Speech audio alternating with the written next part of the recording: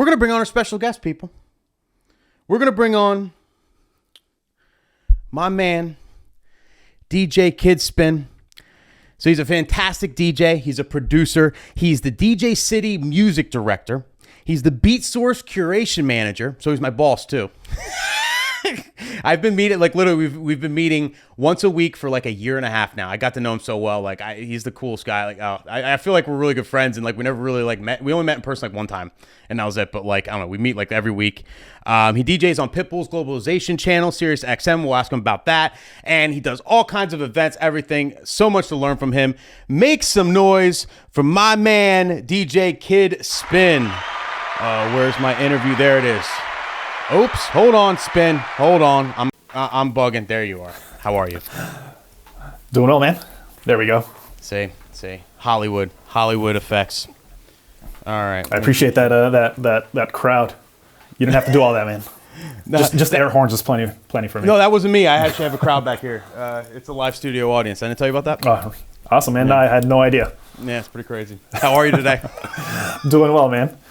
Thanks for coming on. Thanks for coming on. Right on. Thanks for hitting me up, man. Appreciate it. Of course. So talk to me. What do you think of this? What do you think of this slap? What do you think of this Will Smith slap? You think us DJs are going to take abuse this weekend? I don't know, man. I've never gotten abuse like that, but I did catch you talking about the crazy requests. Had a couple like that, but yeah, never been slapped across the face or anything like that. Digital Dave famously talked about he got knocked out by the bouncer one time, like literally knocked out cold because the bouncer knew some girl and was like, "Yo, can you play this song?" And he was like, "All right, yeah, I'll tell DJ." And then he told Dave, and Dave didn't like play it quick enough, and he literally just knocked him out cold. It was insane. Which is a crazy, but like, have you ever had anybody like close your laptop or like actually anything physical to you while you're DJing? Oh yeah, I've gotten like shoved for sure. There was a corporate event that I did up in Santa Barbara, about an hour from where I stay. This girl said her boss, and I don't know if it was true or not, wanted to hear "Get Out of Your Mind," or "Out of Your Mind," I think, the Lil Jon and LMFAO track. Yeah, Lil Jon LMFAO track, and was just flipping out like she really wants to hear it. And I was playing like dance stuff or like pop stuff. It was a corporate gig. And I was like, "Oh, just give me a little while. I'll get to it." And like 5 minutes later, she comes up with a glass of water and she's like, "Can you play it pretty soon? I just brought you and your assistant a little bit of water here." And I was like, she's going to splash this thing on the offering. Yeah, exactly. Yeah, more or less. Yeah. So she brings up this glass of water and is like, "Hey, can you play this song like pretty soon? My boss is gonna leave." And I was like, "I'll play it in like 10-ish minutes. Let me just change the vibe. I'll get to it." And she was like, she like set the glasses down, and I was like, "Hey man, like grab those glasses of water, please. Like get them out of the way." Like to the friend that was doing the lighting. So yeah. So I mean, I just barely skirted out of that one. I think that was definitely going to the laptop. Oh God, yeah, that would be awful. I've literally had people scream at me though. I just don't understand like why like they may take it that seriously. But I don't know about like physical. I don't know. So a lot of DJs are coming out. Maybe it's for content too. I feel like a lot of the YouTuber DJs, they like, it's good content. So they're like, "Oh, the slap slap heard around the world by Will Smith. It's normalizing beating performers up, and we're performers, so we're, we better wear bulletproof vests this weekend." Yeah. I mean, yeah. I mean, who knows how this can like, I don't know what the word is, like propagate throughout the entertainment industry. Like bands, DJs, comedians obviously are not going to be safe anymore. So we need that extra security, I think. Yeah, very, very dangerous stuff. Tell me about so I don't think I've ever actually like asked you your like history and stuff. Like when did you when did you start DJing? Like, and you were like, you started with DJ City from like the beginning, right? Like you kind of like no, I started DJing in like '97. It was my freshman year in high school. I had kind of like messed around with turntables back when I was like in 8th grade, I think. But I was just like, "Oh, this is fun." I come from a family of musicians. My dad's a musician. My grandpa was a composer in Mexico. So it was just, music kind of in the family, always around. I couldn't play guitar for the life of me. Like I tried to play different chords and it just like wouldn't happen. Like my hands were tiny. So I went over to a friend's house. He had turntables and I got on them and I was like, this is my calling. This is your instrument. This is what I'm going to get into musically. So I did that. That was around 8th grade. Around 9th grade is when I was like, man, like I'm the worst at talking to girls. Maybe like this is like the other way around. Like I can be playing music and girls will come up to me at the party instead. Yeah, that's a lot of young DJs motivation right there. Exactly, right? Like maybe I can talk to girls and not be so awkward anymore. Yeah. So that was part of it. And then I got into radio around 2002, local radio station out here in Ventura County. Did you ever have like a real job, or you went for it full time? I went to university and got my electrical engineering degree. So I had a regular like daytime, like 9 to 5 or whatever you want to call it, from late 04 till mid 09. So about 5 years. Wow. Just about 5 years, yeah. And I worked on electronics. Electronics, obviously, got my electrical engineering degree, but the systems at like at the mall and like at a retail store, whenever you step out, like the cameras will turn if the alarm goes off and stuff. So I would set up all that stuff, set up all the alarms, do all like the measurements for all that sort of stuff. So that was my day gig. And then I got into radio. There, right? Yeah. You ever absolutely, take apart a turntable and all that and like dive? Oh, my very first turntable, I fixed the RCA's myself. I was like 12, 13, like about to, yeah.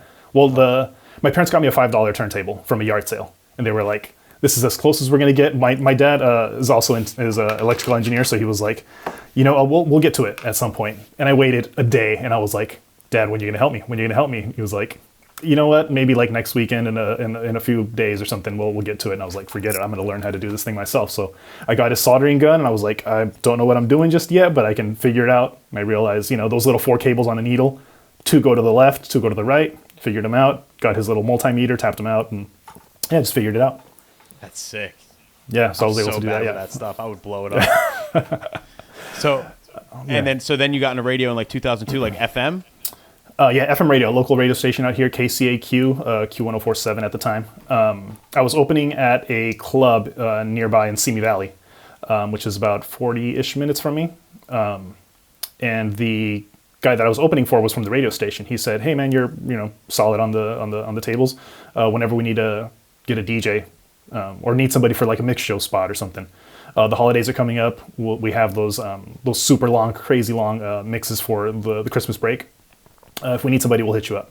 I was like, all right. I just never thought anything of it. I was like, whatever. It's, I don't know, August. He's not going to hit me up for December. Sure enough, December came around. He'd hit me up. Shout out to my big brother Fred Rock, who got me on as a mix show DJ. Yeah. So I literally did like the late night spot. I did from like 1 a.m. to 3 a.m. Gotcha. But it was the dream. Like at the time, like it was just I want to get on radio. I want to play for if I can't get into the club. I was 19-ish at the time, I want to say. So yeah. What's fun, and you have like a generally drunk crowd at that point. Anybody who's listening to exactly, Radio 1 to 3 is just like exactly. They're up for the wrong reasons probably, or something crazy is going on. Do you remember how you got the opening gig? Like, was it like through a connection, or did you like have to go like knock on doors, or like? No, I think it was just like through a mutual like friend in high school or something who was like, through a friend in high school, somebody who knew somebody else or something like that, and it was just like, oh, we're gonna start a little club night thing, and at first it was just it was 40 people or something, pretty relatively thin for like a club. Mm-hmm. Then it started like picking up, and then the radio station came in, and that's when like hundreds and hundreds and hundreds of people came in, but they didn't like they still needed an opener. Like the radio, like the hot shots from the radio weren't going to play at 9:30, 10 o'clock for the people that were just kind of strolling in. So they kept me on, and I would switch out at 11:30 or so with them. And I just kind of I guess earned my stripes, proved myself or something, and got the call. That's sick. And then you started doing radio like every week, and then that's kind of where you got like put a lot of the hours in.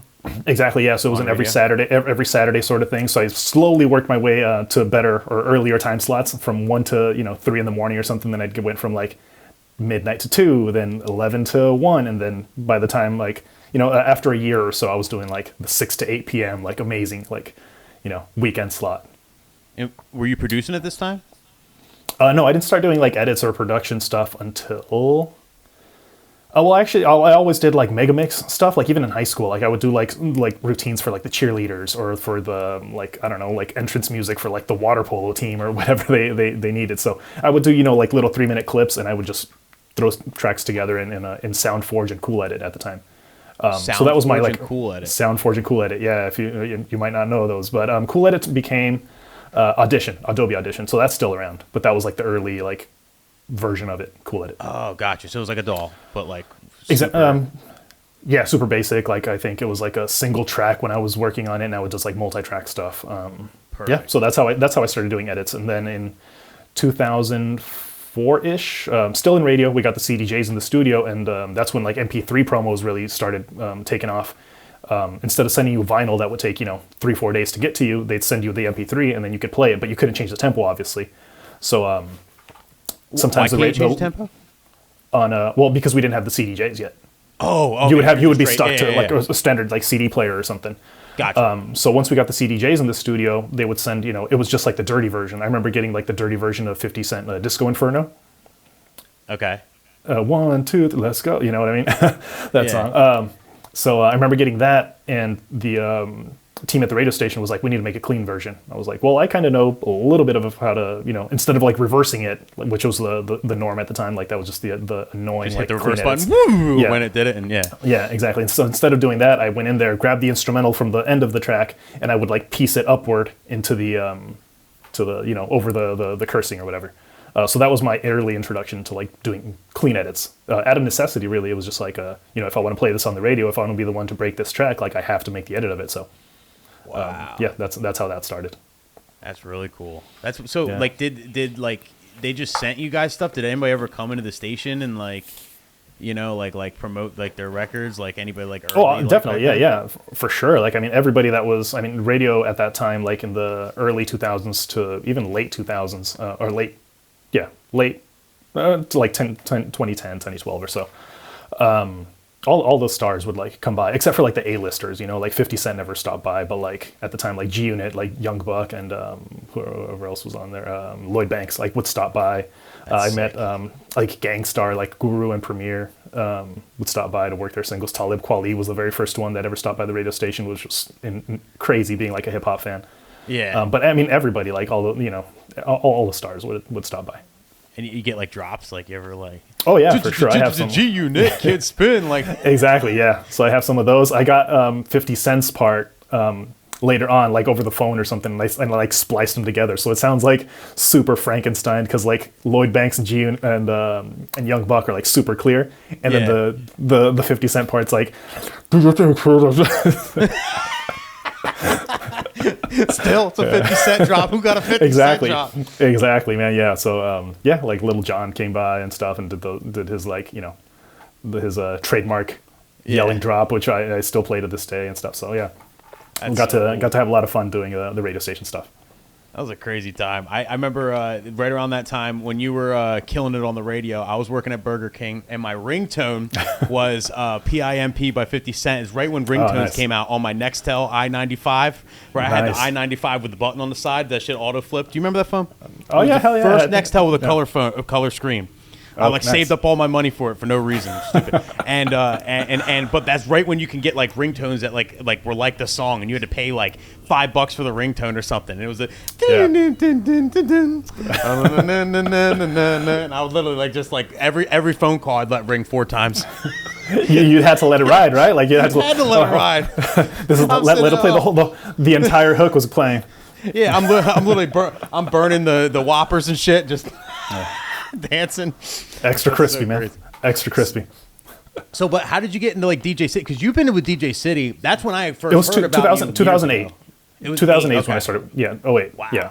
So 6-ish years into radio stuff. So Phenom, who used to drive from this part of Palmdale, Lancaster area up this highway called the 14, and it's kind of like deserty, kind of like a long stretch of.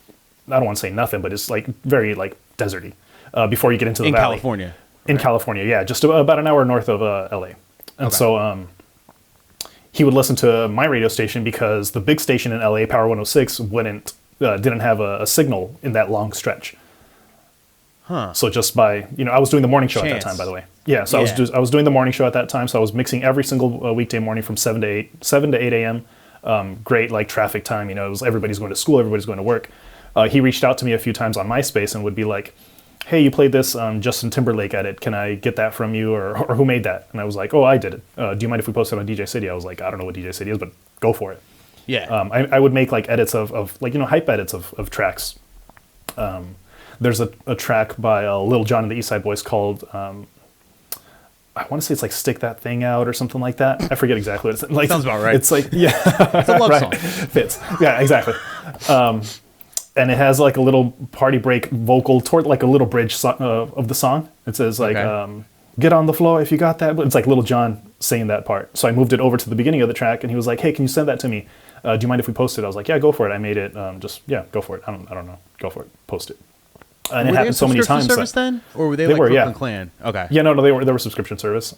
So yeah, it just happened so many times that once they got the ability to like bring somebody else on board, I think I was like the 5th or 6th person to be part of DJ City. Wow.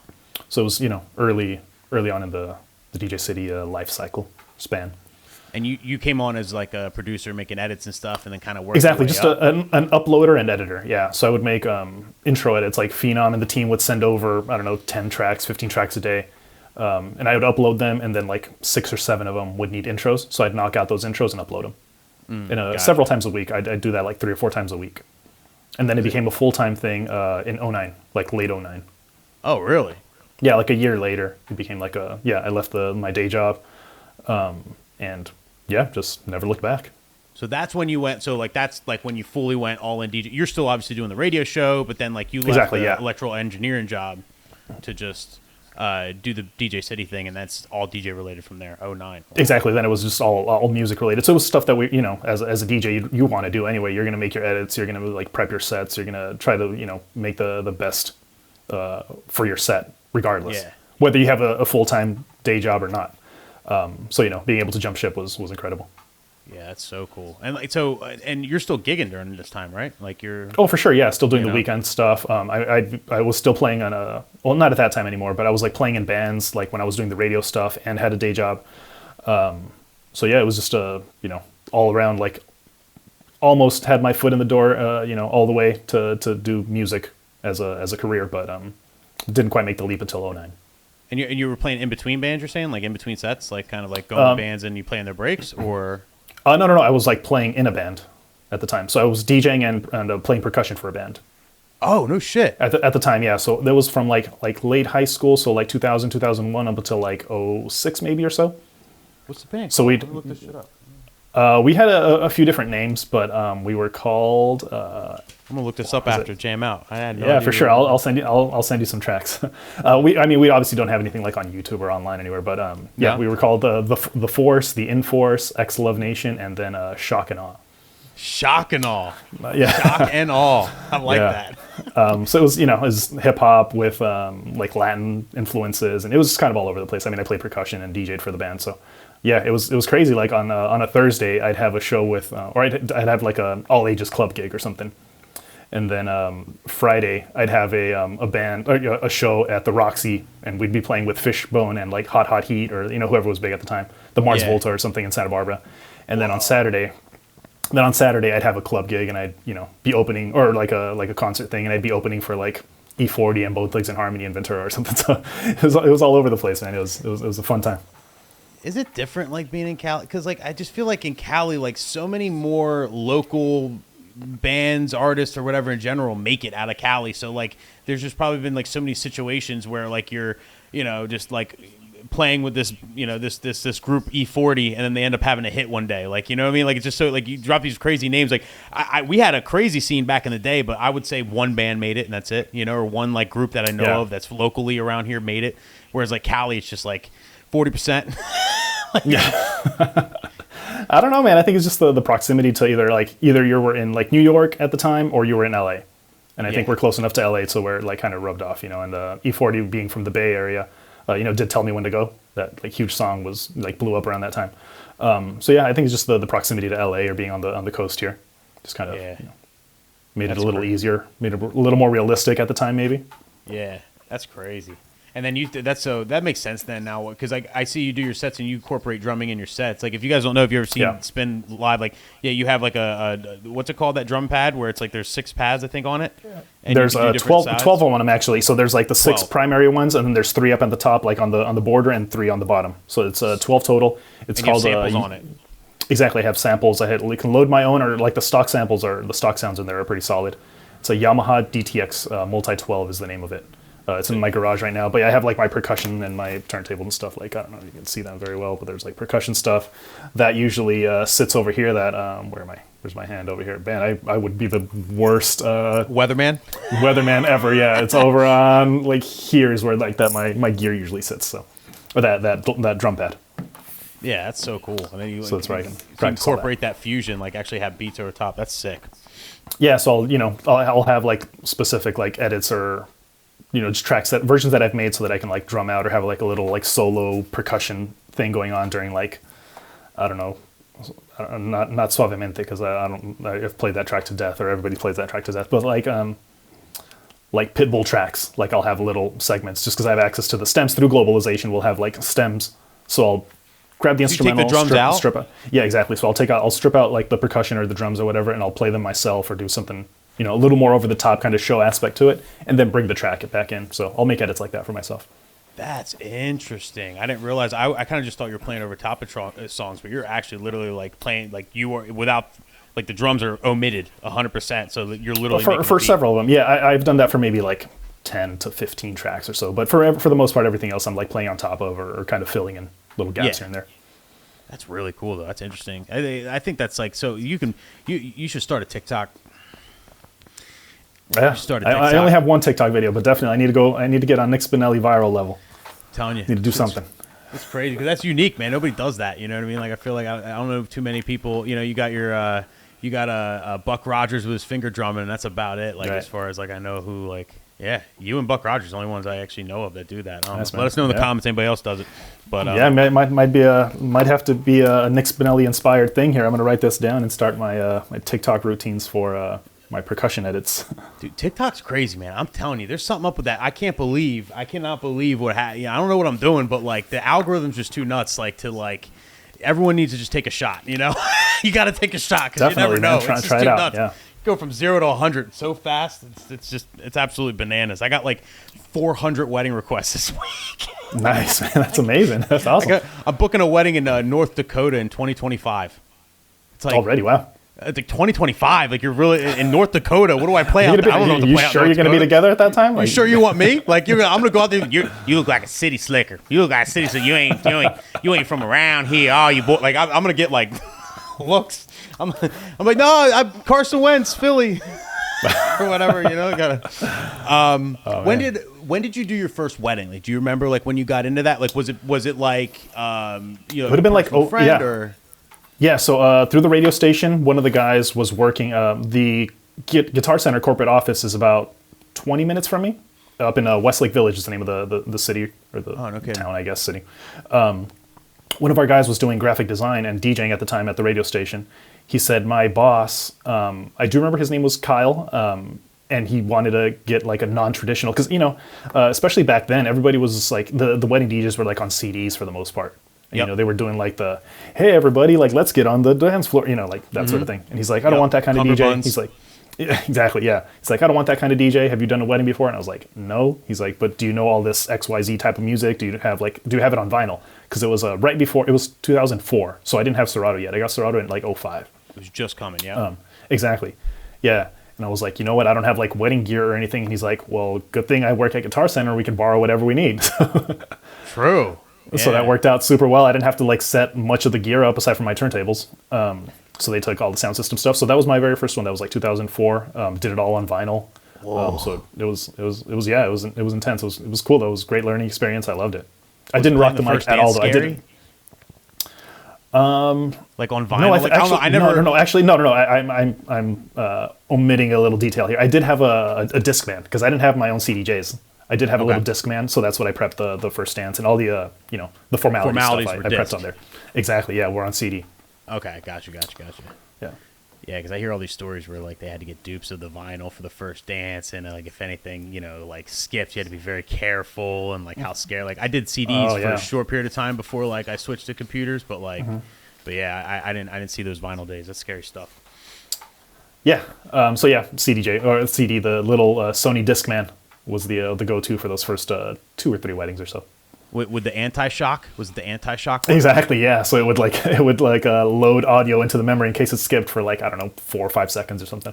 Major key. And, Major key. yeah, You could jog exactly. with that bad boy. I remember when it came out. Yeah. I had the one that was like yellow, Oh yeah, that was the shock proof. You couldn't make that one skip. Shock proof. Oh yeah, just run right down the road.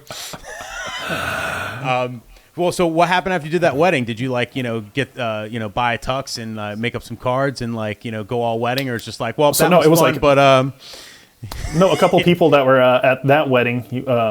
There was and I remember the friend of the groom was Okay. like, hey, like I liked what you did. I also don't want like a traditional like standard like wedding DJ. I want you to play hip hop and rock stuff and do whatever you did at Kyle's wedding. Can you do that at mine in a few months? And that's how that like evolved. And then Serato, I probably got Serato maybe like 2 months before that wedding, so I was able to like really like flex a little more and play some different stuff. And then somebody from that wedding hit me up, and then it just kind of So it's sick. So you found a niche. Really like picked up. Exactly. Yeah.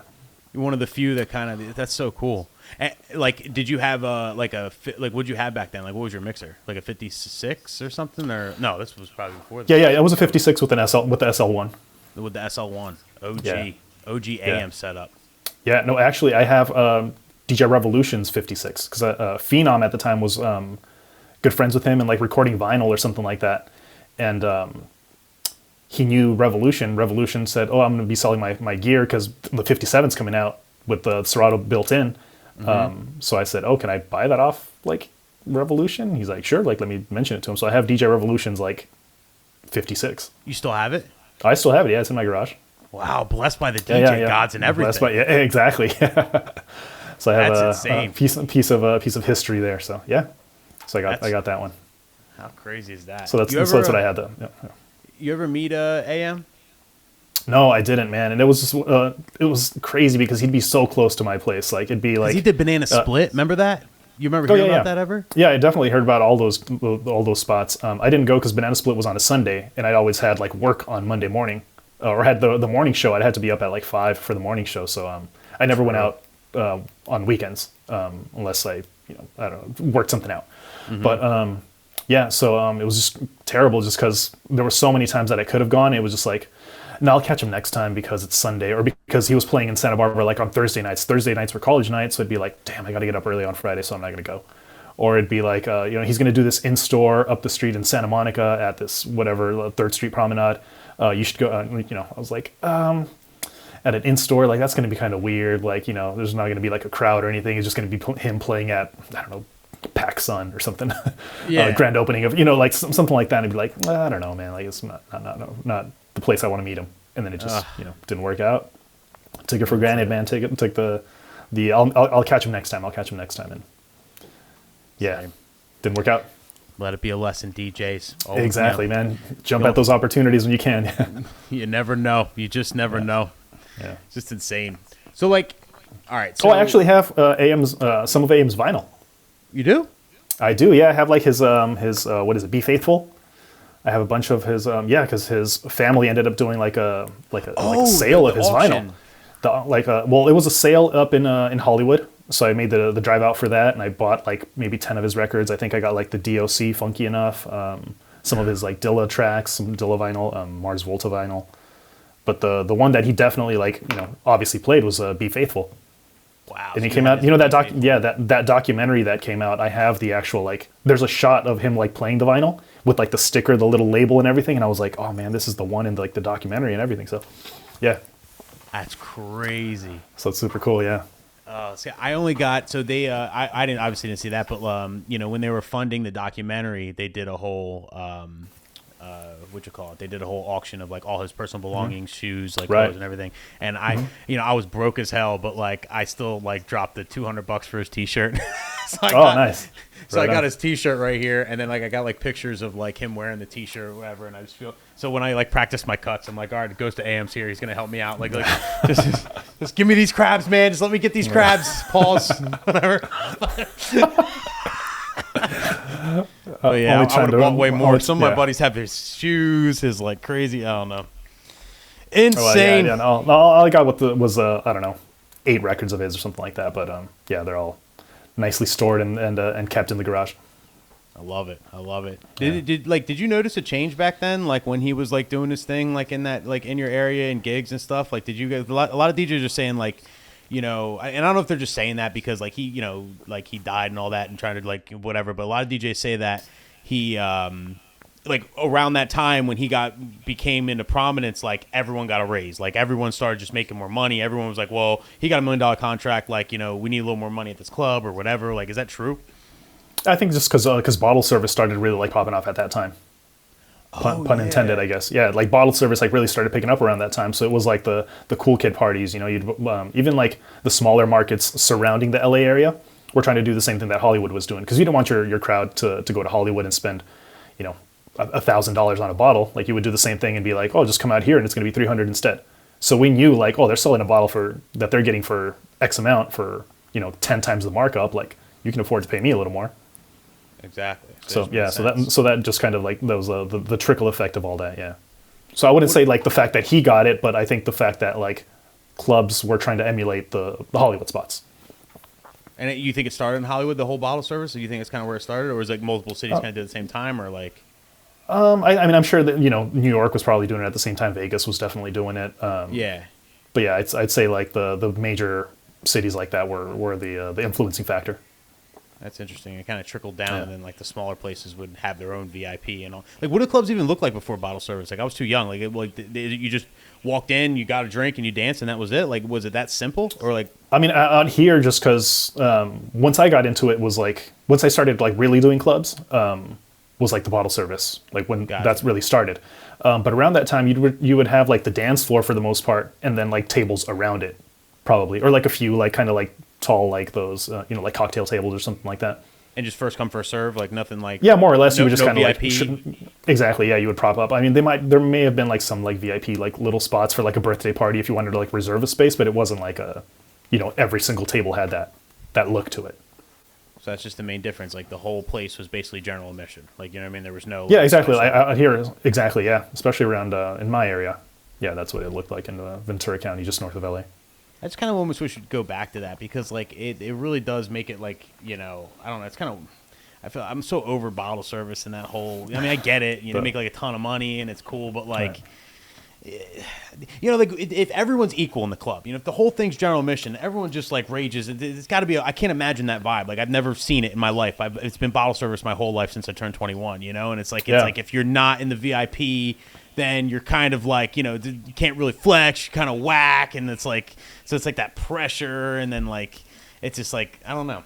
I feel like we got to get back to the grassroots. Go back to the roots of clubbing. I guess, but how do you make, you know? But how do they make all those thousands? How do they make the real money? Yeah, like exactly. The real money. You know, how do you pay the light guy? How do you pay the? It's insane. So, I wanted to talk to you. So, we have a lot of wedding DJs that follow this. So, like, I just want to dive in a little bit with for sure, like how you prep and everything. Because, like, how many weddings would you say you do a year? Probably like 10-ish, maybe. And so like one a month on average. Yeah, and I think it's interesting because like I was saying earlier before you came on, like you're one of the few DJs I know that literally like there's not an avenue you're not hitting. Like it's insane. Like, you know, you produce, you like, you know, you're in like corporate DJing, like DJ City and Beat Source, and like running like company wide, like that stuff. You do clubs, you do weddings, you do radio, you do like, you know, you kind of like in everywhere. And like, so, you know, weddings being a small aspect, and when you're doing 10, I know there's a lot of DJs that watch this and might like, you know, same thing, they do like a couple a year. Like, do you have like, is it tough kind of getting into the swing of things? Like when you're like, because for me, especially like when my season starts, like first couple weddings, I'm kind of getting the swing of things myself, and I do like 90 a year, you know, like you like do you have like like how do you prep, like how do you like handle that where it's like, because you're only doing like 10 a year, you know, where because it's a whole nother ball game, right?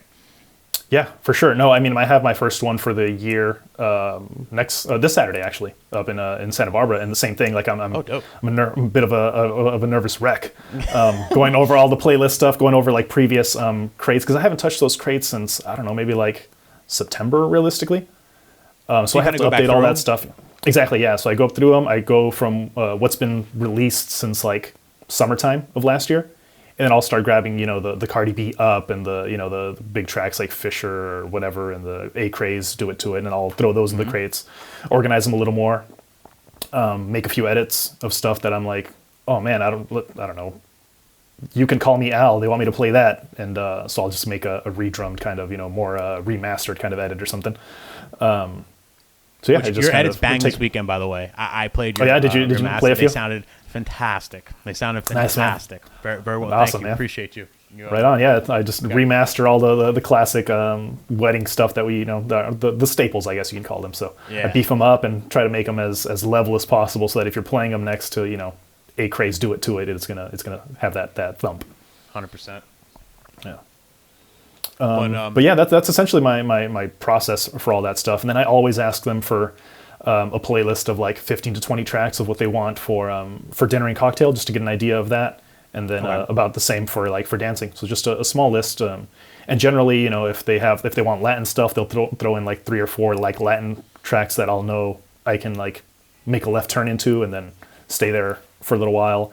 If they want any sort of like rock stuff, they'll tend to throw it in there. So I just kind of tell them to, you know, throw 2 from like every genre you want played.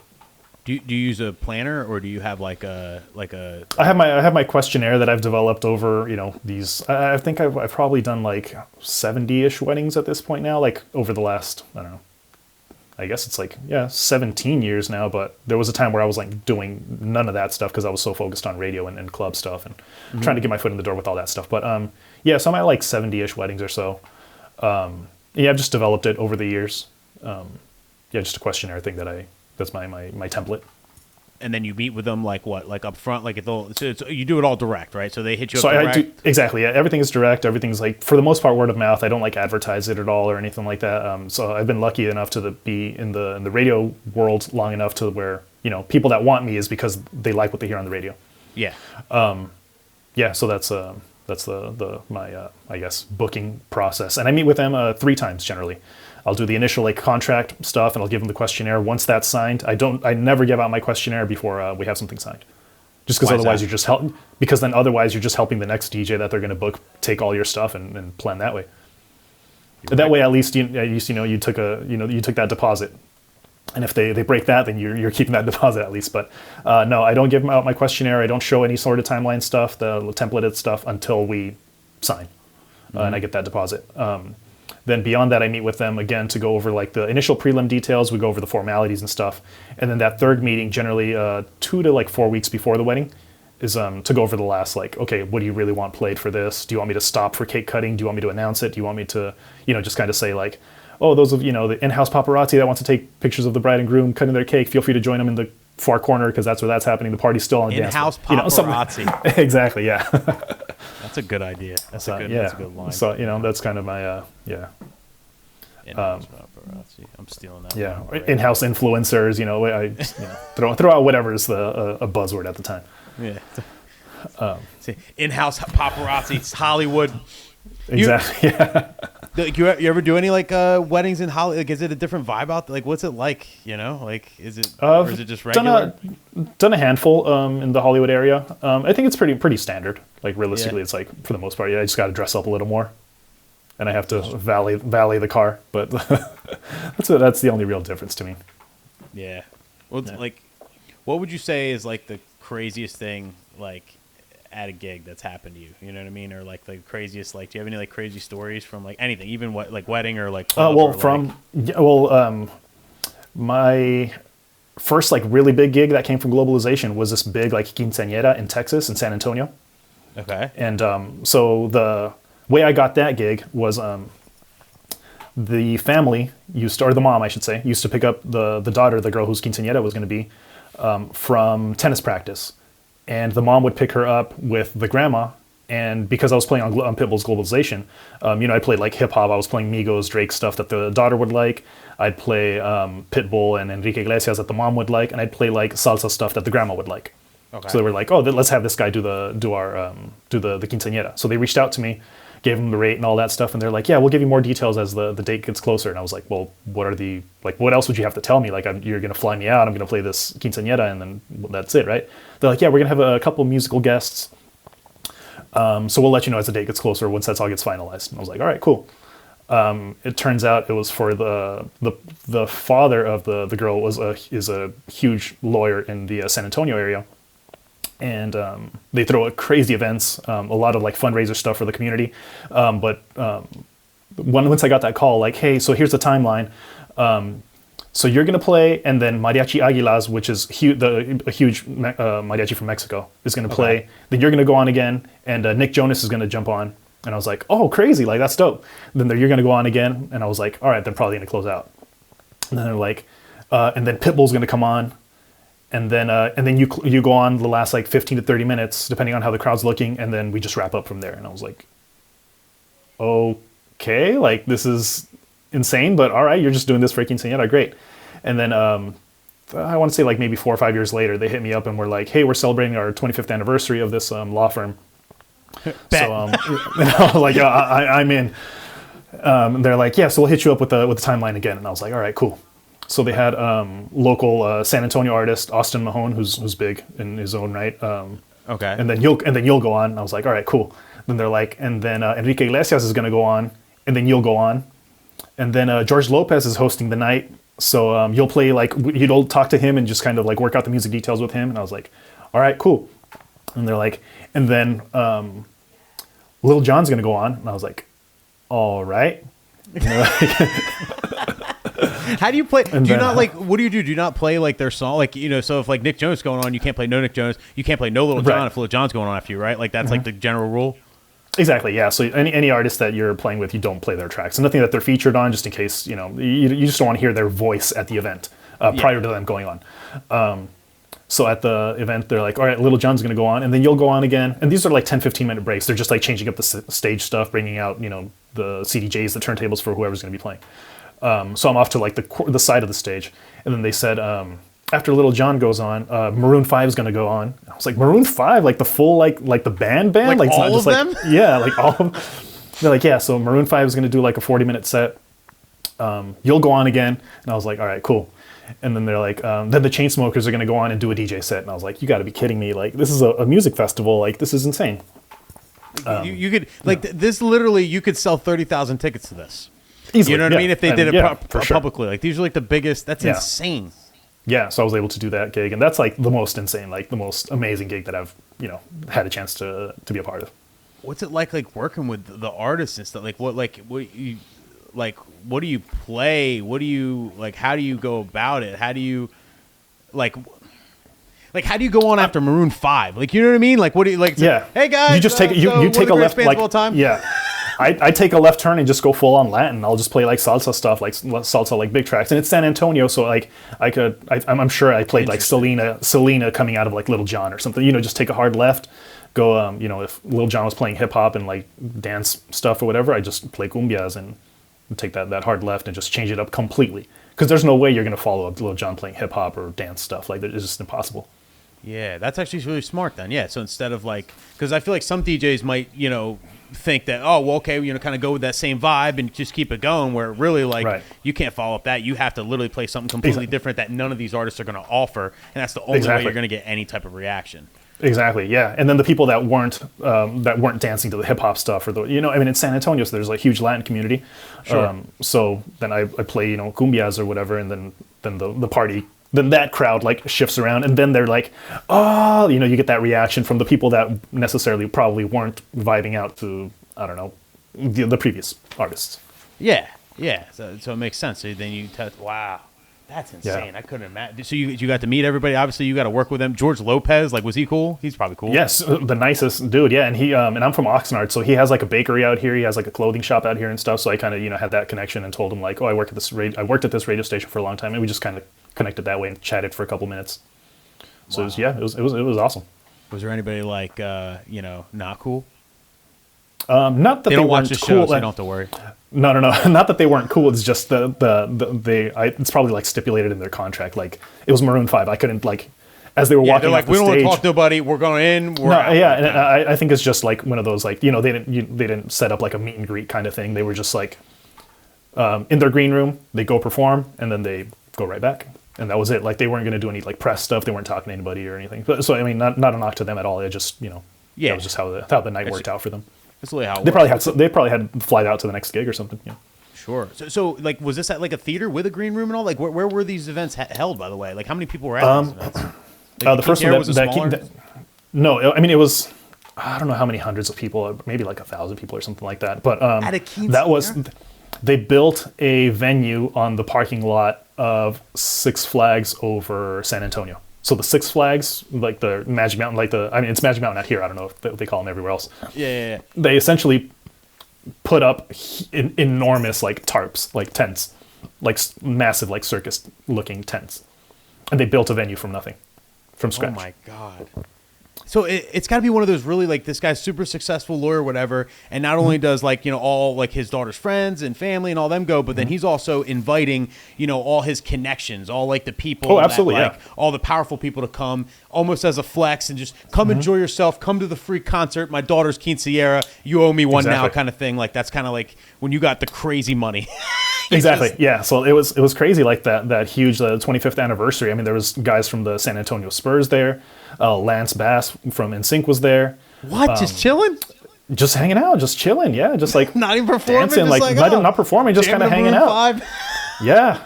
Who else was there? What's Kendra something from the Girls Next Door, from like the Playboy like show, like Girls Next Door? Remember that with like Hugh Hefner? Oh yeah. Any chance? So she was there.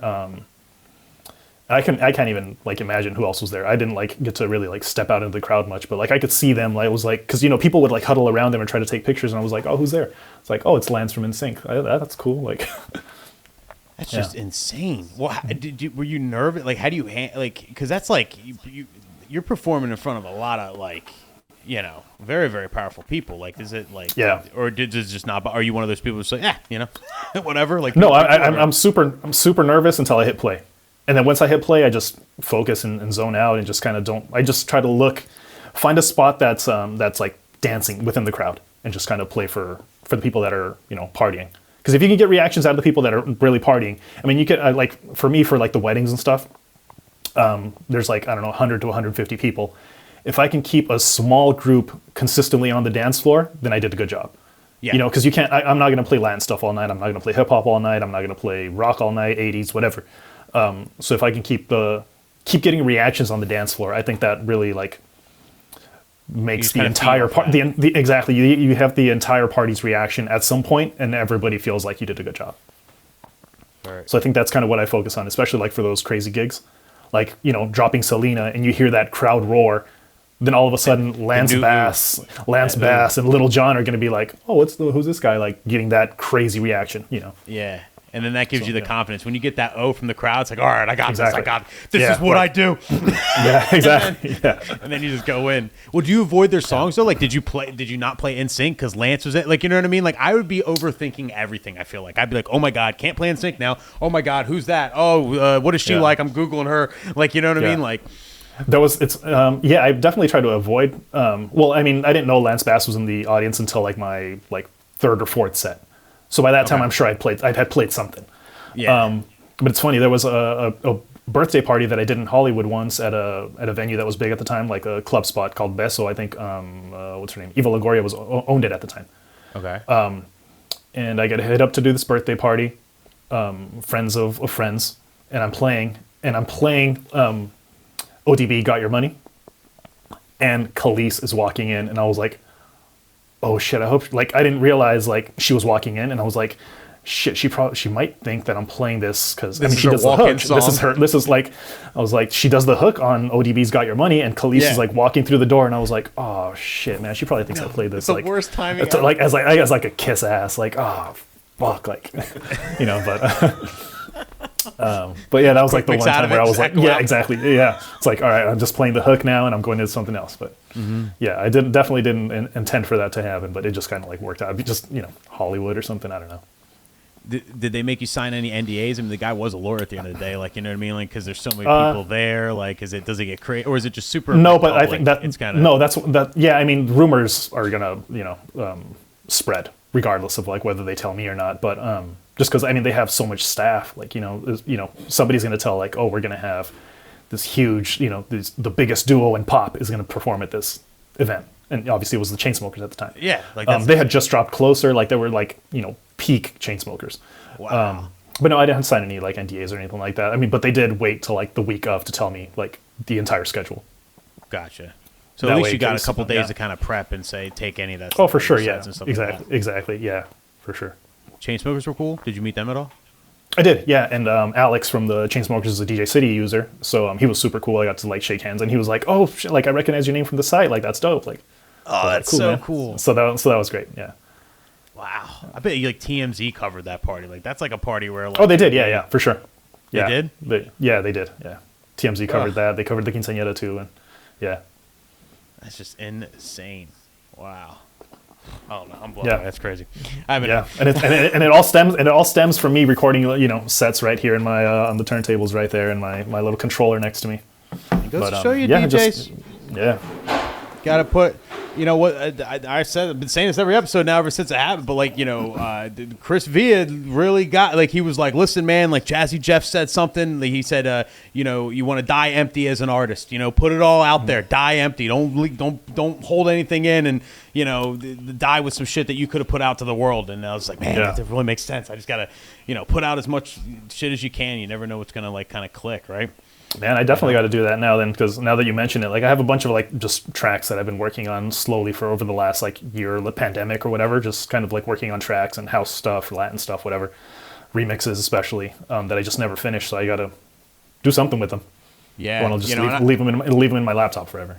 I have a lot of ideas with TikTok. I mean, we'll definitely talk. I mean, I don't want to like put my ideas out there because I don't know if they're accurate, but like I have a lot of ideas and ways, and I just think like, especially the way you DJ and like with the live percussion and stuff, like there definitely might be a play there, man. Like seriously, like, for sure, yeah, definitely, yeah. Because people reuse the sound, so like that's what happened. Like people reuse it and then they do TikToks with your sound underneath, and then that's how it's just such a cool platform. I've been sleeping on this, like it's insane. Yeah, absolutely insane. Absolutely, yeah. Same here, and I've seen like crazy viral videos that have 1.4 million views, and the person has like 56 followers, and I'm like, how the hell does that happen? Like that's insane. Like, it's unprecedented. Yeah, I'm definitely not using it. Yeah. Oh no, for sure. Yeah. You know what I mean? Like it's just different. But yeah. Speaking of future, let's talk future. So let's do it. You're running shit over at DJ City. You're running shit over at Beat Source. So if you guys don't know, like Spin's my boss. He cracks the whip. Constantly cracking. No, you're the best boss ever. But awesome. So we meet every Wednesday and like go over stuff and everything, and got a lot of cool stuff coming with Beat Source. I'm so excited about Beat. Did you hear Did you hear about 6G? I was just talking about it earlier. I did catch you talking about it. Yeah. So that's supposed to be 3 to 4 years away, 10 times. Wow, so that's insane. 10 times the speed of 5G, which is going to make like internet just crazy. Plus like the offbeat locker. But yeah, like how do you think what do you think the future of everything is? Like with streaming and all that and DJ pools. Like do you think like are there always going to be DJ pools? Are we always going to own music? Or like is it switching to the streaming? Or like what are things going to look like in the next decade or two? I don't know, man. I mean, I don't think like MP3s are going to go away. I mean, they've been around for crazy long time. Like the AAC files are even better than MP3s, so they kind of evolved into something else. I mean, I still have a ton of vinyl. I don't know if you can see that very well, but I still have like a bunch of stuff that I record from time to time. I'll bring them up and like rip them, but I don't think like any sort of format necessarily is going to go away. But I think the access to stuff is what's really going to change and really like turn the tide. Especially like kids growing up right now. So if there's like a 20-year-old like DJ that's starting, like he probably has never really bought like hard media, he never bought CD. Might have like a couple collectible records that he has or something, but the actual he or she whoever has this their collection of music is digital. Like they're not going to have like hard even like hard drives and stuff. They probably don't have the terabyte backup drive or something. Everything is in the cloud of some sort for them. Mm-hmm. So that's where BeatSource is headed. We have the 1,000-track offline locker, where if you're worried about, say you have a wedding gig, a club gig, whatever it might be, and they're going to want the latest hip hop, but you only have 3 days to prep and you don't know every single track, just grab the hip hop playlists off the hip hop page, and you'll probably be set with just those 3, 4, 5, 6 playlists that you grab and save to your offline locker. And yeah, I mean, I think that's just like realistically like the future of DJing. Yeah, it's huge. The playlists are insane. They're curated by DJs for DJ. I saw on the DJ Idea. You know about DJ Idea sharing? Did I ever tell you about that? Do you know about it? No. On Facebook. No. DJ Idea Sharing is a huge group on Facebook, mainly like wedding DJs and stuff. It's got like tens of thousands of members, and it's the wild, wild west. Like it's useful. A lot of people ask useful questions, but like it's also there's a lot of flaming going on. There's great comments, great time. Grab a bag of popcorn, join the group sometime. Shout out to Mike Farino who started it. But for sure, someone posted recently in DJ Idea Sharing, and they were like, "Listen, like I just bombed. I don't know if he said bomb, but he said I just had a really hard time at an event." I don't know, like, other than Can't Stop the Feeling by Justin Timberlake, I don't know what to play, like, any of this new music. Like, I don't know what's going to work at weddings. I don't know, You know what I mean? Like Right. I don't know, help me. And some people were doing suggestions. We literally have playlists that would be a guy. I have a whole 2020s playlist on BeatSource of like 2020s hip hop and 2020s pop, and all of it works. Like, you know what I mean? Like, all you got to do is just take that whole playlist, drag it to your offline locker, keep it pushing.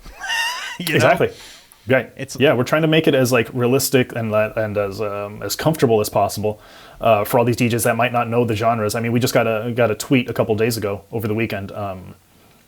Remy Sounds, I think is his name. He's not a hip hop DJ. He said he just did an entire night or set of like trap hip hop just off of the BeatSource playlists. Wow. Like, he doesn't, that's not what he DJs, but he did, he got through it successfully. There was no hiccups, no issues for him. And yeah, like, it's just something where, we're really trying to make it as comfortable and as reliable as possible for the DJs that might not know, get stuck in those situations where you're like, you have to do a wedding. You haven't been able to keep up with music over the last couple of years for whatever reason, pandemic stuff, or, it just hasn't been at the top of mind thing. We have you knocking out those wedding playlists, the go-to tracks that will work for every single wedding. We have our monthly top picks, where you can go in and say you haven't been playing for the last 6 months. Just grab everything from whatever that might be 6 months back, September 2021. Look at each of those genres, save whatever you want to save, make your own crates, and just knock out the whatever event's coming up this weekend. It's called the 20, right? We have every single genre every month has what we call the monthly top picks, and then every week I make the 20 playlist. And the 20 is like the 20 must-have brand new tracks. Some of them do stand the test of time and will be big. Like, I'm sure, I had Cardi B Up on there or something like that. Yeah. There's a bunch of tracks that dropped this past weekend. Dropped this past Friday, excuse me. I made that playlist. Some are going to stand the test of time. Some are going to be crazy hits. Some are just going to be flash in the pan that are big on TikTok right now for the next, 3 months or something. But you definitely need to know them. So, all the must-have stuff we throw on those playlists, on the 20 specifically. Yeah, do you consider TikTok and all that when you're making those playlists? Cause you absolutely, yeah. We have come out the newest stuff. Yeah, like, we have a TikTok that? Tracks playlist. Yeah, we have a TikTok Tracks playlist with all the latest viral stuff that's going big on TikTok or Instagram, like whatever's getting the shares. Yeah. So yeah, that's we definitely keep an eye out on all that stuff because it's necessary. I mean, this day and age, I don't have time to keep up with all the brand new releases, all of the albums that are dropping, all the the TikTok tracks that are big at the time. Plus those change every 2 weeks or something. How long are these tracks really that big? That's another reason I love using that offline locker because I can keep them for the month, and then once that's done, just scrap them and move on to the next ones. Exactly. Save hard drive space. These Mac hard drives that you can't upgrade are very expensive on these new Macs. They're very, very exactly. Yeah, I got this M1 that I'm using right now, and it took a while to get here. Yeah, I have my M1 that I'm on right now. But nice. Yeah, the same thing. I got it's limited hard drive space now, and I'm not trying to carry around externals or a ton of USBs that I'll mix up all the time. And so yeah. That's a great thing about BeatSource too. You don't really have to download music anymore. I mean, there's going to be little exceptions, but generally speaking, any of the new stuff, especially if you don't want to, you're not going to play it again. It's just a random request from someone, just put it in the locker. I mean, yeah, we've delete it. Yeah, we've gotten so many social media comments, Instagram, Twitter, what have you, where someone's like, oh, I got a request for a Selena track at this wedding. I didn't have it because they didn't tell me they wanted any Latin stuff. I got on BeatSource, got a $100 tip. Wow. Stuff like that, and it's amazing it's awesome to see that, and especially because our tracks, Selena tracks, the huge hits, have intros on them. It's not just the standard, it's not just the original track. Yeah, being a fully licensed DSP, we worked out deals with all the major labels and independent labels to be able to make edits of these of the tracks, of the content. So now we can have instrumentals, we can have intro edits, we can have clean versions of stuff that's only available on explicit versions on other DSPs. We get promo versions from the labels where we can put up, additional extended versions that won't make that don't get posted or any shine. I mean, they might be on other DSPs, but we actually curate for DJ specifically, so it's a huge separating factor there. Yeah, and a cool thing too, I know with our licensing, we're technically not allowed to make redrums. It has to stay close to the actual song. Like it's got to be like the actual instrumental. But actually, I prefer that. I personally, For sure, I think yeah. it's best when you have all the intro, any intro edit you find on Beat Source is going to be like the true instrumental from that song, the true, no like Exactly. It's not makeshift drums. Yeah. Yeah, exactly. We're not adding 808s to I don't know, Guns N' Roses or something like that. Yeah. If there's stuff that you're going to play at a wedding, it's from the original tracks. With a lot of our guys, shout out to like Kid Cut Up, DJ Quest, Surge Sniper, Aristocat from Tall Boys, and Mark Cuts from Texas. All these guys have like great connections. They've been DJing for a super long time, been producing for a long time.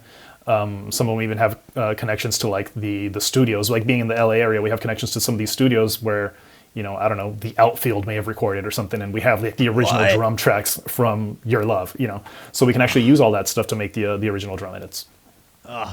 Hearing the stems is so crazy to me. There's a YouTube channel that literally goes through like old Michael Jackson tracks and all that through the stems, and he'll start with the drums, like, all right, let's bring in the bass now, and it's like, oh my god, I never realized all the details that went into these songs, like all the little the multi layers they did. Yeah, like, the 64 hits. Tracks of it.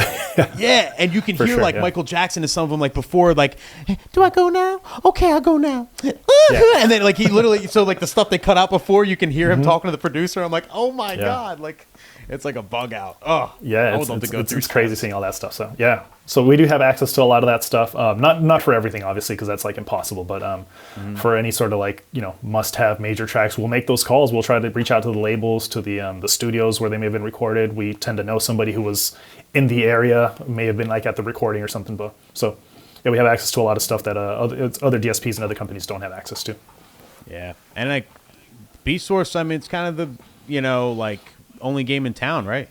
Kind of like as far as like like specific DSP for DJs, and like, for sure. Having, I think everyone's so dedicated to like to really making this like the best possible thing for DJs. Like a lot, like are we like what are we allowed to talk about as far as like things coming, Spim?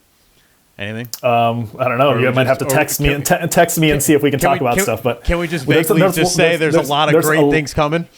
There is a ton of great stuff, apart from just like feature improvements with our DVS partners with like Serato and Rekordbox and DJ and all the Denon Newmark stuff. Apart from like improving all those integrations, improving all the website itself, we have a lot of like music related updates coming up.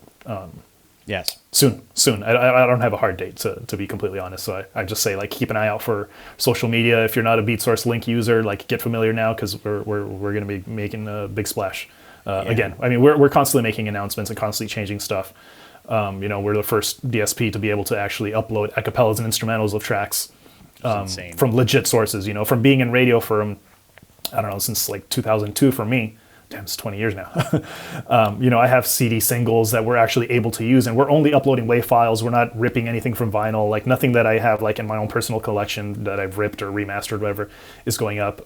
It's all like legit, like super, from a CD or from a digital audio, like a DAT tape or something, whatever we can source from these labels and stuff. They're giving us. So like shout out to like even like throwback labels like Unidisc, for example, is giving us instrumentals for all their like throwback. They had like, I don't know, Shalimar on there and stuff. So yeah, they're giving us versions that aren't available anywhere else. Like, I mean, they're digging these out of like their vaults because they have a home for them now. If they weren't, like they have to do so much work in order to get the content onto other DSPs, whereas they can send them directly to us, and then we can upload them manually and say, here's the a cappella version of this classic track. Here's the acapella version of, I don't know, Aaliyah. Like we have, CD singles from Aaliyah that weren't on DSPs before. They just recently got on to DSPs. Now we have them, all these other DSPs are just, they can't have them. So, it's just insane.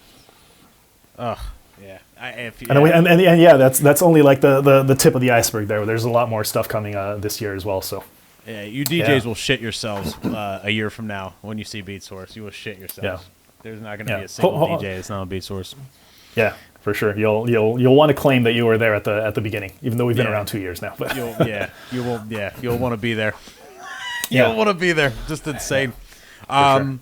What about like a DJ City? Like, what's the future with DJ City? You guys are still kind of just like trucking along. You know, I know you guys like always have like the hottest remixes and everything like that. Like, if you guys don't subscribe or never have the DJ City, I mean, they're one of the OG pool. It's the first music pool I ever discovered in my life. DJ City changed my whole life. I didn't know I was a stupid wedding DJ with my cummerbund on. I didn't know anything about edits. I was like DJ City. I was like, oh my god. Like it just blew my mind. I spent hours downloading on DJ City when I first like discovered it. It was insane. Yeah, for sure. DJ City is always going to be like, even for the foreseeable future in terms of like anything that I know. DJ City is always going to be around as a promotional record pool. We get all this content sent to us from the major labels, from independent labels, from artists directly, remixers, producers. They'll send us this content for us to promote specifically as new releases on DJ City. And that's the reason you don't see like, Guns N' Roses, like original versions or, Michael Jackson stuff on there, because we're a promotional record pool. We adhere to these rules and guidelines set by the labels. We work super closely with them. And DJ City's, all doing stuff that other record pools like kind of trailed behind. Kind of the trailblazer. And then so because people aren't familiar, being a promotional record pool, you guys technically like have to like all your music on there. You can't have a back catalog. It's literally for like the new promotional records, and like all the music on DJ City has to be like what is it, like 6 months, 12 months, 18 months, something like that. Like how it varies by label. Some artists want their stuff on there longer just because they want it to have that TikTok hit and make it available for DJs. Gotcha. So it does depend on what the labels and artists tell us. But there's not going to be anything over like, I don't know, 18 to 24 months tops. It's going to be the more recent, like newer stuff. Gotcha. Yeah. Do you use any other record pools besides DJ City, or are you just are you kind of like strictly like? No, strictly DJ City and BeatSource now. Apart from the stuff that I make for myself, Yeah. That doesn't see the light of day unless you're Nick Spinelli and I can send you a zip folder of stuff. But yeah, I mean, I just, thankfully I've been able to practice and produce my own stuff so that I don't need to like go elsewhere. I mean, I'll get ideas for sure from other tracks that I hear played, or I'll, browse around and stuff and grab ideas and make them into my own things. But yeah, it's just DJ City and BeatSource for me. How did you learn how to do all that stuff, by the way? Like, that's one thing I need to like. If I can make my own edits, oh my god! Like I need to just sit down and learn. Like, was there like a resource that you had or something? Like, what would you recommend to DJs that want to, make their own edits, like just for themselves? I actually have a show on Twitch at 4 p.m. Pacific every Tuesday. It's on the BeatSource's Twitch. And I make standard intro edits, exactly, the chop shop. I had no idea you were going to have that ready, man. I just kind of took that left turn into that myself. And, promoted our own show. So we have the chop shop on BeatSource Twitch, live every single Tuesday at 4 p.m. Pacific. So it really is great too. I stop in every once in a while. I love it. Nice. It's gonna be today, right? Exactly, yeah. A few hours from now, 6-ish, 5.5-ish hours from now, I'll be on there making edits for new releases, classic content, transitions and stuff. So yeah, you can find out how to make your own.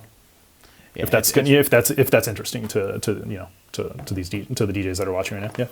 It's a very, very useful skill, DJs. Definitely follow BeatSource on all the socials, at BeatSource for Instagram, and then BeatSource on Twitch, where he'll be live and stuff. And it's cool. You really do walk it through. You make the most practical edits too, like some really like just like stuff that anybody could use, and like you kind of break it down. And like I really recommend DJs you kind of tune in. You could kind of like follow along.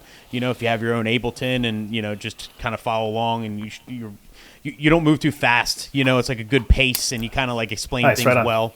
It's nothing. It doesn't. You don't make it seem like rocket science, because you open up Ableton and it's rocket science. It's a whole lot of buttons that I don't know what. Yeah, if you're not familiar with it, I mean, the capabilities of it. I mean, you can make hits on Ableton. You can really like make like certified Grammy award-winning hits on there. But making edits is a lot simpler. I do try to explain it a lot.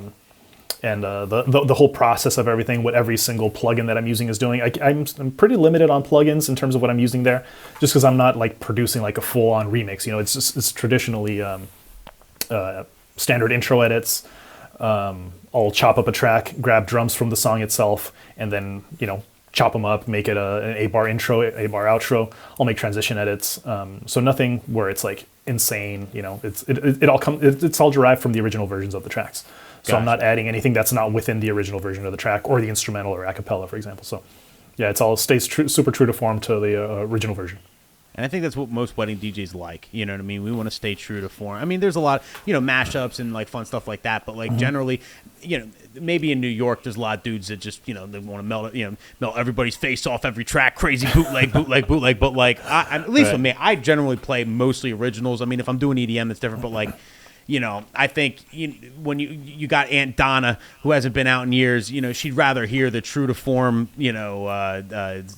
Earth, Wind, and Fire rather than some like crazy redrum or crazy remix, or she wants to hear the actual song. So exactly, something to take them back to the original, something that they're familiar with to get on the dance floor. Exactly, we're not trying to make anything like EDC festival version or edit or something like that. But I mean, hopefully with the tips that we're showing on the Chop Shop is something where the beginner producer can actually evolve into something like that based on the stuff that I'm mentioning. That'd be cool. Like maybe you're like training the next DJ City editor, like a couple years from now or a couple months from now. Oh, that'd be amazing. Yeah, definitely. I learned on the Chop Shop, so here's my here's my press kit. Yeah, it's all I learned from your standards and practices. So, so good to go. Perfect. I'll be a perfect employee. Where do I sign? Exactly. Yeah. So, last thing I want to talk to you about is basically like how you juggle, not DJing juggle, but like in general. So, I know you have a wife and kids, and you do the radio, and you do the thing with DJ City, and you do the thing with Beat Source, and you still DJ clubs, and then you have your weddings, and then you have, your crazy, DJing with Maroon 5 in Texas. How do you juggle it all? You do a lot of things. Like, man, I have secrets, man. It's funny because you're mentioning this now, but I don't have my trusty notepad with me that I have all the time. Give me like 30 seconds. I'm gonna go grab one real quick, and I'll show you like my trusty daily routine and daily notepad stuff. Give me 1 sec. Let me grab one. I want to see this. I want to see this. Yeah, because if you guys are I meet with Spin every week, right? Like we do our Beat Source meetings and stuff, and he's like, it's always. We used to meet at noon my time, and he would hop on, and he just dropped the kids off to school, So he'll drop the kids off at school, come on, meet with me, and then I know he would have to hop off my meeting because he has another meeting with someone from DJ City to go over something, and then they have their other big meetings and their Beatport this and your schedule is like bananas. Yeah, so I rely heavily on Google Calendar. And my own personal, and I integrate everything into my phone. Everything comes, I get alerts for every single thing that I need to do, reminders for everything all the time. But I keep also these little notebooks here. Okay. That they're like quad rule notebooks, so I can like flip through, and I can tell you exactly what I needed to do on December 9th of 2021. So like I can show you here. Let me get it into the frame here. Man, I'd be the worst weatherman, but like see all these little the check boxes and stuff, and so this is what I do every single day.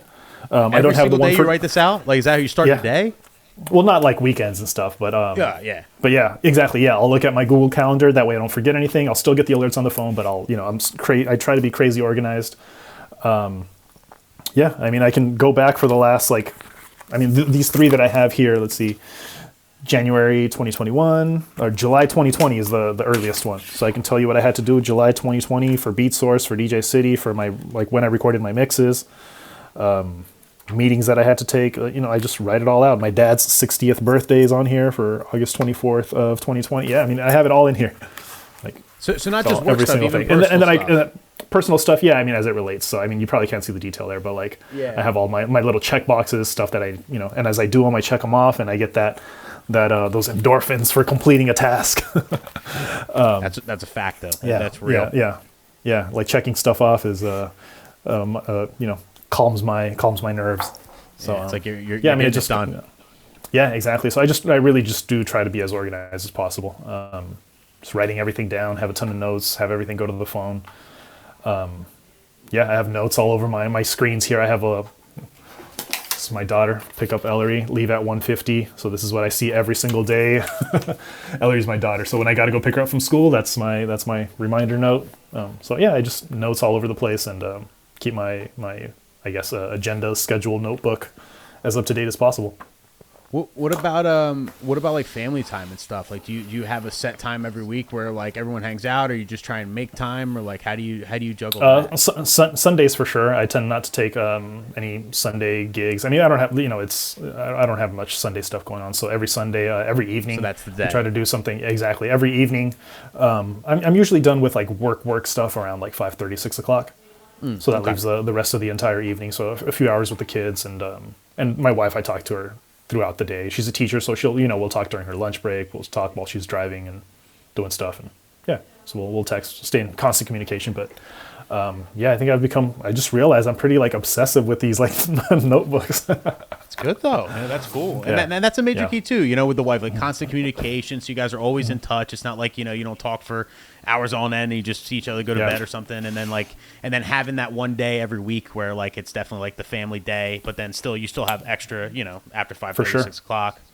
Exactly. Yeah, and I just realized I'm doing the same thing for weddings. I met with the wedding couple on Saturday, and I took my little notebook. I wrote all the information, anything like additional, and then I have online my questionnaires. I put them online now as Google Docs. So on the last page of that Google Doc is I transferred all my notes. Everything that I wrote down, I transferred over to that. So I'm like, all right, I need my 2 RCFs. I need my 12-inch sub. I need the lights, the gig bar. So you The do a up lights are going to checklist. the up lights are going to be to color 07, the preset 07 because that's the one they liked. So yeah, it's all my information's on my online questionnaire now.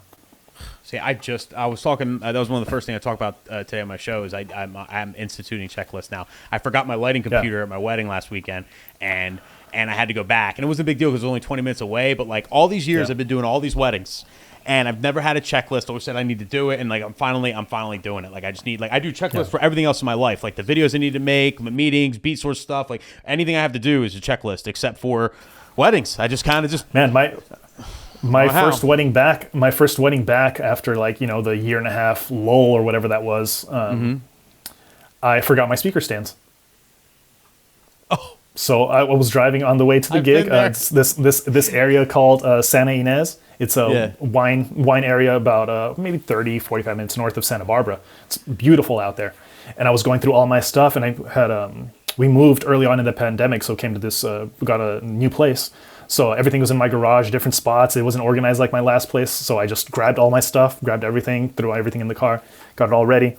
And I'm driving to the gig, and I'm going through mentally. I'm like, all right, turntables, mixer, laptop stand, I'm good. Tables, tablecloths, my boxes of cables, my crates of cables, like I got everything. And I'm like, speakers, got all that stuff.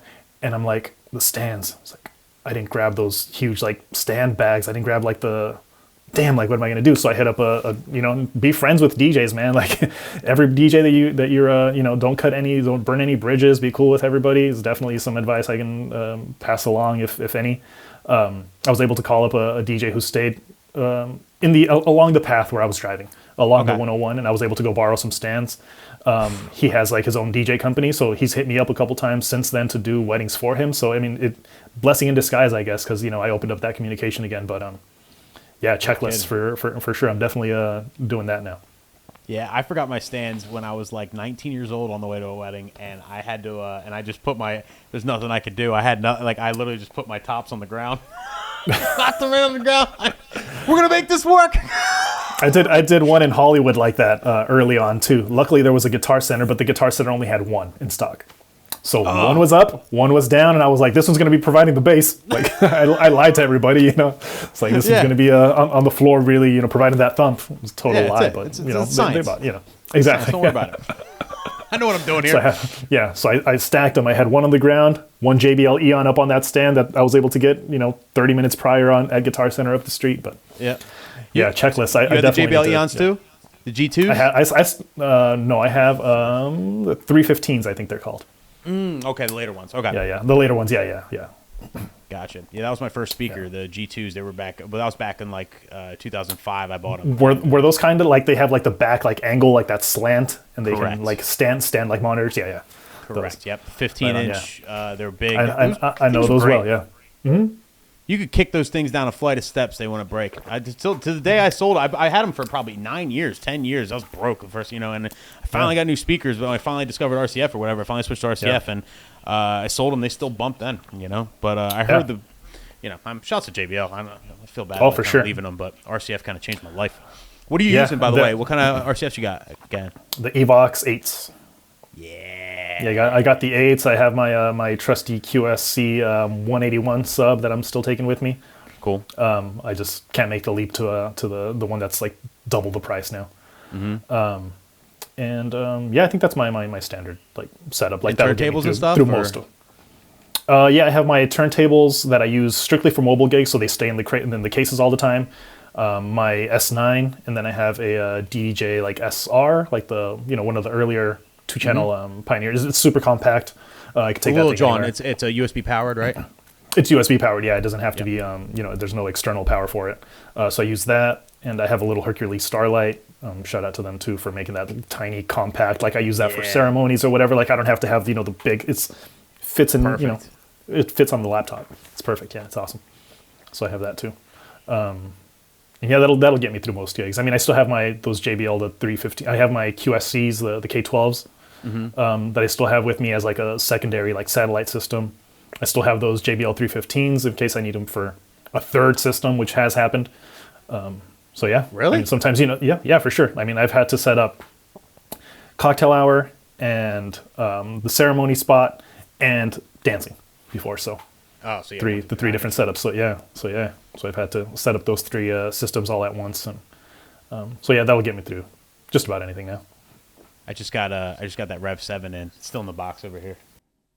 Yeah, mine's on pre-order still. So lucky. Can you turn the camera?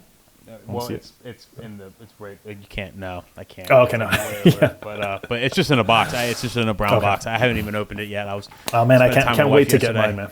Yeah, I can't wait to get mine. This couple that I met with on Saturday, they're like, all right, at the venue, they're like, we want you to play until the last minute. I was like, dope. Like, this is going to be that kind of party. Like, I'm excited for that. And then you got to be out of there in 29 minutes because at 11, they're closing the doors. And I was like, damn it. Like, I wish I didn't have to bring my turntables to this gig now. I wish I had this R7, this Rev 7. Damn it. Like, so, I'm excited to play with it. We'll see how good it is. I'm trying to get somebody to lend me a Rain 1 so I can do a direct comparison. So, like, Rain wants to kill me. I think that'll be an interesting video, but definitely look out for the video, guys. I'm going to come out with that soon. I'm excited. Then get that security after you release that video. Literally, yeah. They're going to Will Smith slap me across the face. But you know what? They're going to come. They got an answer coming, and I'm sure it's going to be great. Let's be honest, okay? They're not going to address everything. They're going to come out with another controller, and if it's great, I'm going to say it's great. I'm not going to, you know what I mean? Everyone says like, you praise one thing, it's like you're such a fanboy. It's like, no, okay, it is what it is. It just is what it is. There's glaring differences here. Right. That's all, Very much so, yeah. And the market will breathe. The market will answer, and then there will be other stuff. And I got Denon stuff on the way too. I'm excited to kind of mess with that. They got a lot nice, of great, right on.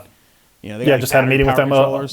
Yeah, we just had a meeting with them a little while ago for BeatSource stuff, and their stuff is incredible. Yeah. Yeah, what's their program called within Denon? I forget. Prime. The Prime. Yeah. Engine Prime. Yeah. Engine Prime. Yeah. So like that BeatSource integration, all that they're like, working on like fine tuning that and everything. Exactly. Yeah, they're making a bunch of improvements. They showed us where they're at now, where they want to be soon in the next several months, and different iterations of the software. So yeah, lots of improvements going on there too. Crazy. The standalone stuff is like very interesting to me. I've never tried it in my life, but other than like I guess USB sticks and a CDJ a couple times, but like I'm interested to kind of mess around and even the lighting that's integrated, you can control like hue lights with them, sound like switch the Prime stuff, 4. Sound switch, hue lights, like so. They had the bars. They had the bars changing with like the music stuff that they were like kind of just demoing for us and stuff. It's amazing. It's incredible. Yeah, it's like next level stuff, and it makes like the barrier to entry like awesome because you can literally buy this controller, you know what I mean, and like get a BeatSource subscription. You have access to a bajillion, all the music you'd ever need.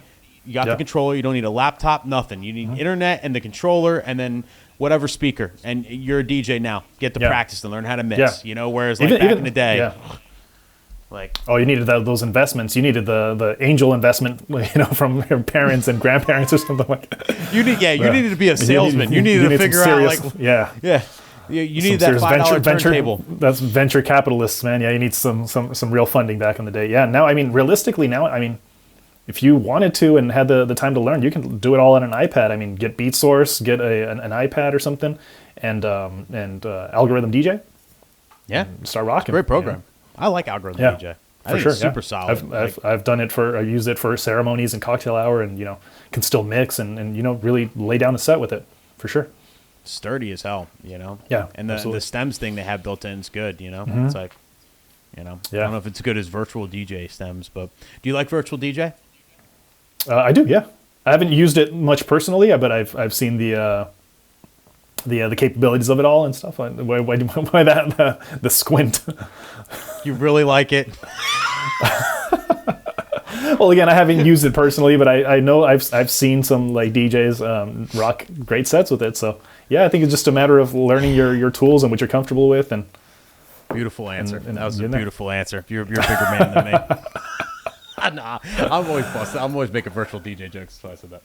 Yeah, it's solid. It's solid. Okay, all right, DJs. You use what you like. Okay, you use what you like. It's all solid, good stuff. Virtual DJ is more plug and play. I'll say that. It'll read a hard drive like this. In an instant. Serato, you can't just like download Serato and use it. You better have a couple hours to load your crates. But there's a reason. So yeah, for sure. They analyze the Definitely different. But yeah, man, I appreciate you coming on and everything. I mean, before I let you go, is there anything you want to plug? Any final advice? Being an OG, anything you want to lay down for the people? No, so I've been plugging the Chop Shop every Tuesday on BeatSource Twitch channel, which 4 is happening PM today. Pacific, exactly. Yeah, in a few. What is that now? 5-ish hours from now. Yeah. I think. What time is it? 4 p.m. Pacific. So yeah, 4 p.m. Pacific, 7 p.m. Eastern time. Exactly. Yeah, and all the time zones in between.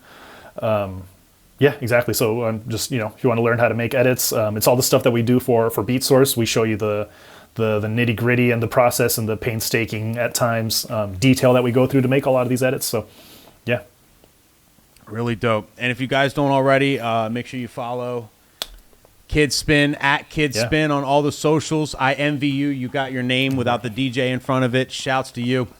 You were innovative. You were innovative. There's a Kid Spin 1200 on Instagram. That's not me, but they do have my picture on there as me. So I think there was somebody trying to make a fake account or screw me over for something. I think it's still live. As last time I checked, I don't know, a year ago or something, somebody had a Kid Spin 1200. You need that blue check mark then. We got to know who the real you is. Yeah, when you start getting imposters, that's where the blue check mark comes in. The official Kid Spin or Kid Spin legit something. I got to change that name. Kid Spin legit. Legit.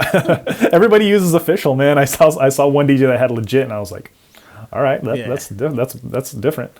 Legit or the real. Or I am Kid Spin, or you see all these different ats. I mean, people getting creative with it. Someone's a little over the top, Yeah, but if your handle, your DJ name's taken, I mean, there's got to be adjustments to make. Oh, then globalization too. Every weekday, 5 p.m. Eastern, 2 p.m. Pacific, I'm on Pitbull's Globalization, channel 13 on Sirius XM. Yeah, that's another thing. Yeah, you do every weekend on every weekday. Or every weekday, weekday, not week. Every weekday, I mean. Monday through Friday. Exactly, yeah. 5 There's p.m. a new Pacific? mix on there. 5 p.m. Eastern, 2 p.m. Pacific. So it's called the rush. It's called the rush hour mix. It's for East Coast based, I guess. The name. Yeah, thank God for those checklists. I don't know how you do it, man. 5 mixes a week. Yep. I can't come up with one. Insane. The grind is real, people. Shout out to Kid Spin. Thank you for coming, man. I appreciate it, man. And I'll see you tomorrow. We'll be chatting in 22 hours from now. We'll be chatting. That's it, man. Thanks, bro. Right on, man. Thank you. Later, man. Peace, Nick.